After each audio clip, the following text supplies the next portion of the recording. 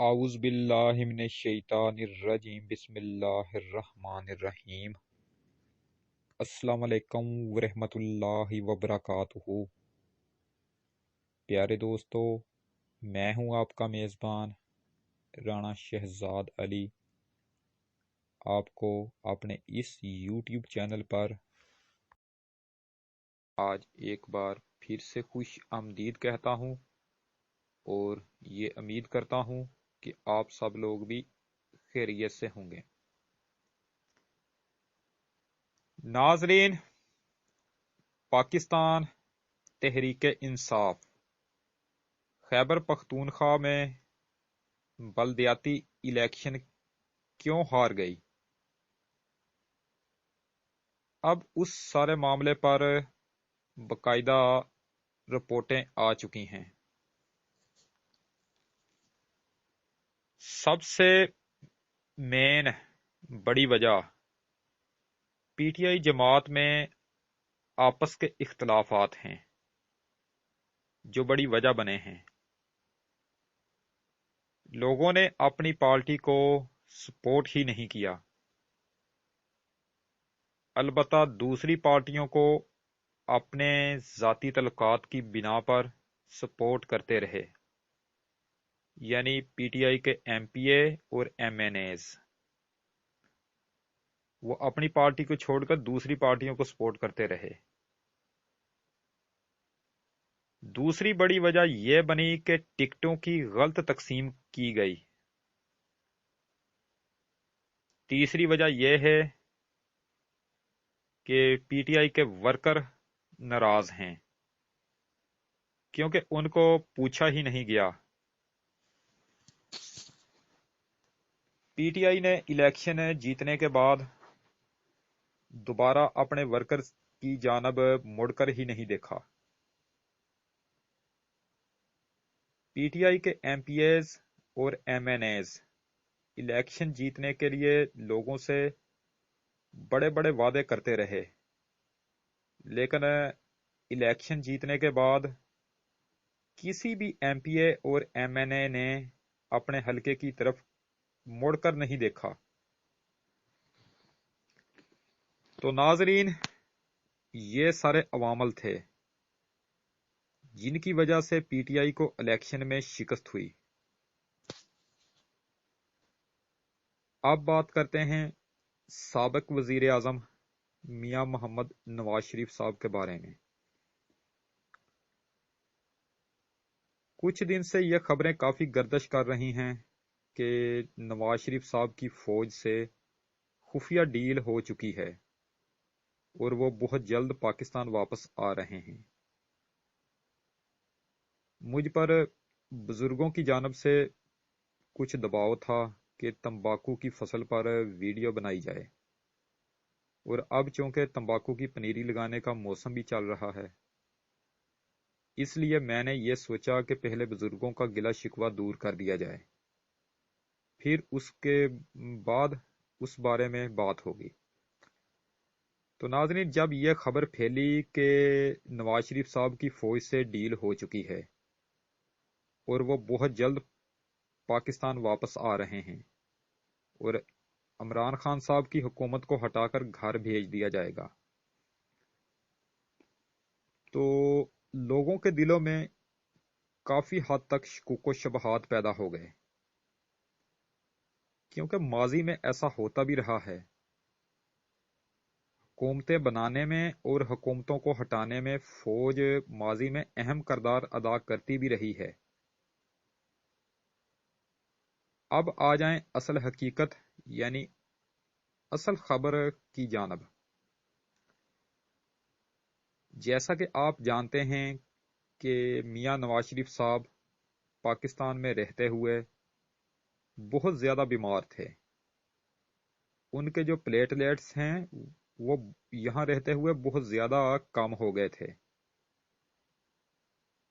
وہ یہاں زندگی اور موت کے درمیان جھول رہے تھے،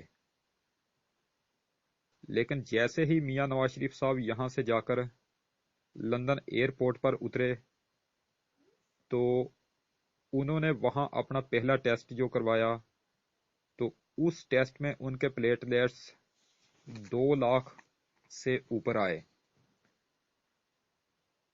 इसी तरह फिर उन्होंने चंद दिन बाद दोबारा टेस्ट करवाया तो उनके प्लेटलेट्स 2.5 लाख आए। उसके बाद मियां नवाज शरीफ साहब ने अपनी उन तमाम रिपोर्टों को छुपा दिया। जब लंदन में नवाज शरीफ साहब का वीज़ा ख़त्म हुआ तो लंदन के होम डिपार्टमेंट ने नवाज शरीफ से कहा कि अगर आप वाकई बीमार हैं तो फिर आप अपनी बीमारी के सबूत लेकर आएं, क्योंकि लंदन के होम डिपार्टमेंट को पाकिस्तानी हुकूमत लम्हा ब लम्हा गाइड कर रही थी। पाकिस्तानी हुकूमत लंदन के होम डिपार्टमेंट को बता रही थी कि नवाज शरीफ साहब बीमार नहीं हैं, वो 2 नंबर झूठी रिपोर्टें तैयार करवाकर अदालतों को, फौज को और हुकूमत को चकमा देकर यहां से फरार हुए हैं। इसलिए उनकी किसी भी बात का यकीन ना किया जाए।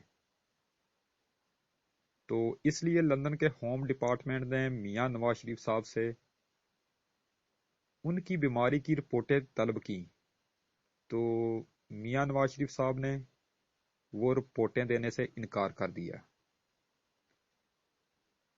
क्योंकि बरतानिया में 2 नंबर जैली रिपोर्टें बन नहीं सकती। जब नवाज शरीफ साहब ने बीमारी की रिपोर्टें नहीं दी तो बरतानिया के होम डिपार्टमेंट ने उनको यानी उनका वीज़ा कैंसिल कर दिया।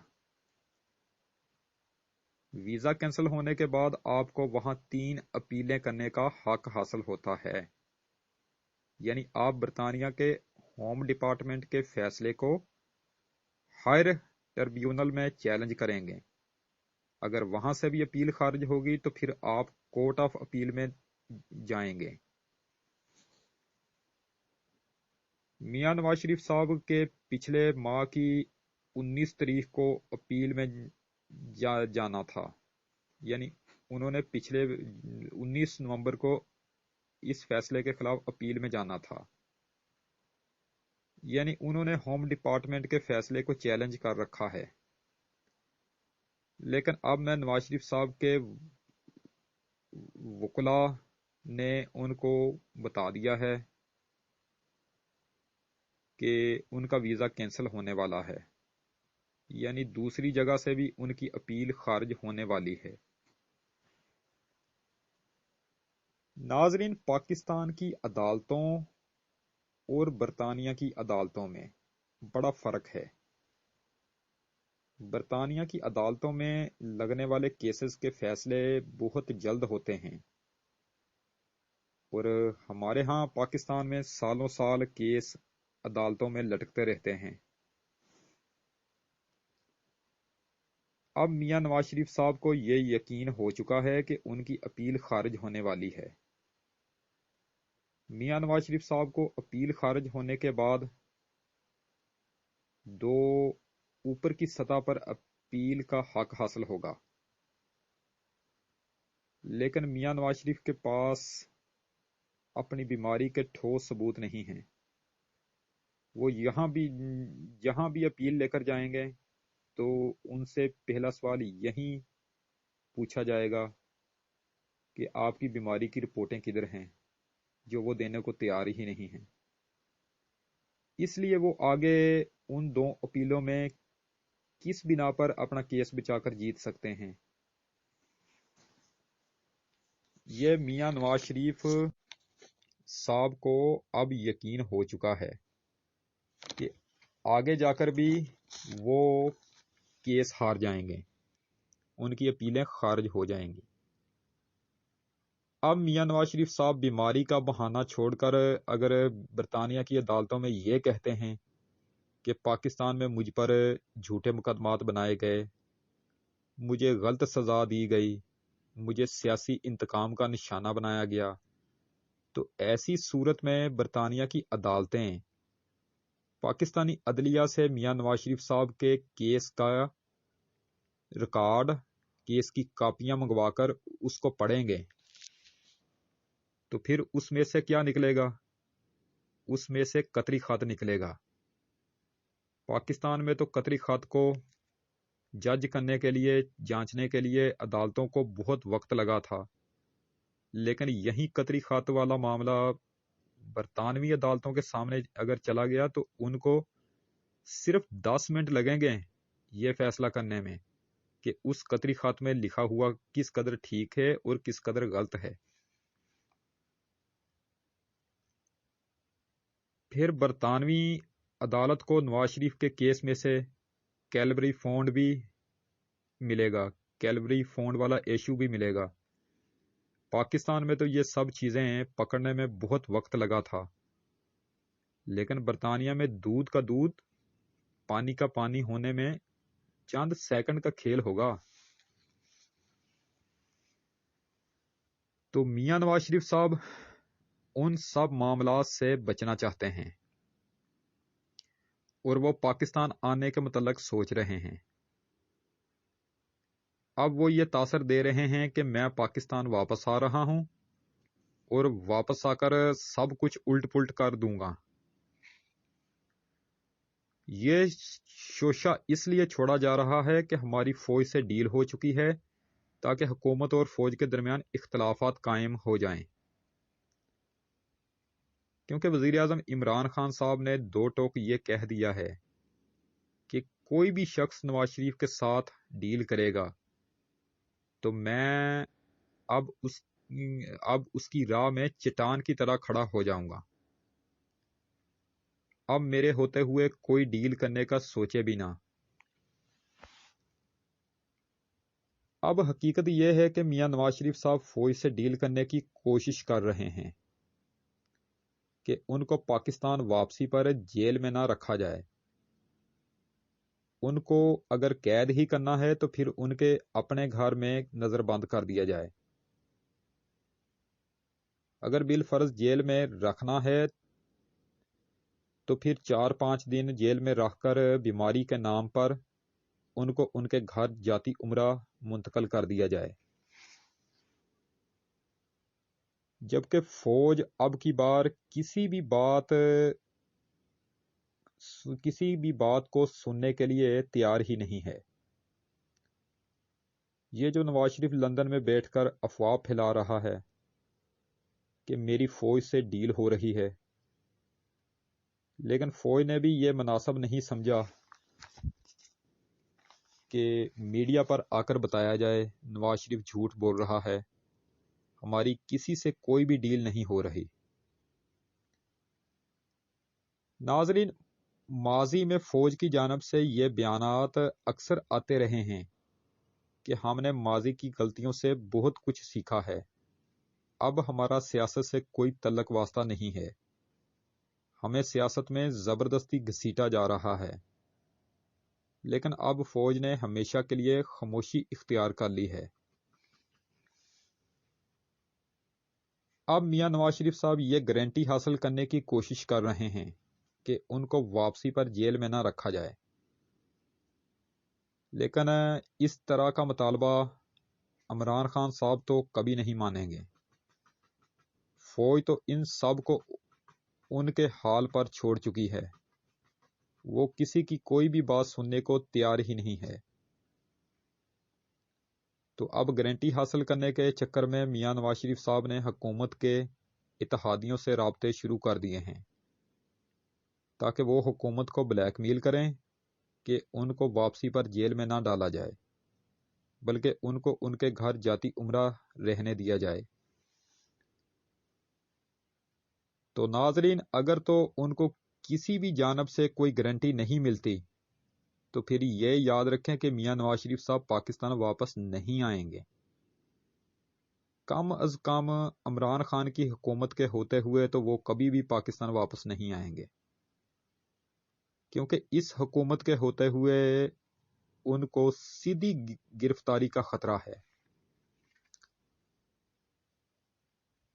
एक बात आप और अच्छी तरह याद रख लें, अगर फौज मियां नवाज शरीफ के साथ डील कर लेती है और वो पाकिस्तान वापस आकर जेल में जाने की बजाय अपने घर चले जाते हैं, तो اس کا سب سے بڑا فائدہ وزیر اعظم عمران خان صاحب کو ہوگا۔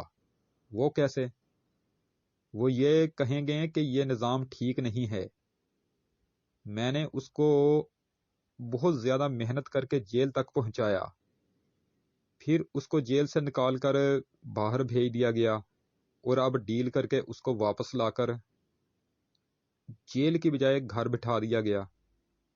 تو پھر عمران خان صاحب اسی نقطے پر اگلی الیکشن مہم جیتیں گے، اگلا الیکشن جو ہے وہ اسی نقطے پر جیتیں گے۔ پھر ان کو 2023 کے الیکشن کی مہم چلانے کے لیے ایک نقطہ مل جائے گا۔ یعنی اب جو موجودہ پی ٹی آئی کی جو صورتحال ہے وہ تو بہت کمزور ہو چکی ہے۔ جس طرح 2018 کے الیکشن میں پی ٹی آئی کی جو پوزیشن تھی وہ بہت مضبوط تھی، پی ٹی آئی اپنے عروج پر تھی، اب پی ٹی آئی کی وہ ساکھ نہیں رہی، اور اس کی موجودہ ساکھ کو دیکھتے ہوئے یہ اندازہ ہو رہا ہے کہ ہو سکتا ہے کہ 2023 کا الیکشن جو ہے وہ پی ٹی آئی کی حکومت بامشکل جیت پائے، اس کے چانس بہت کم ہیں۔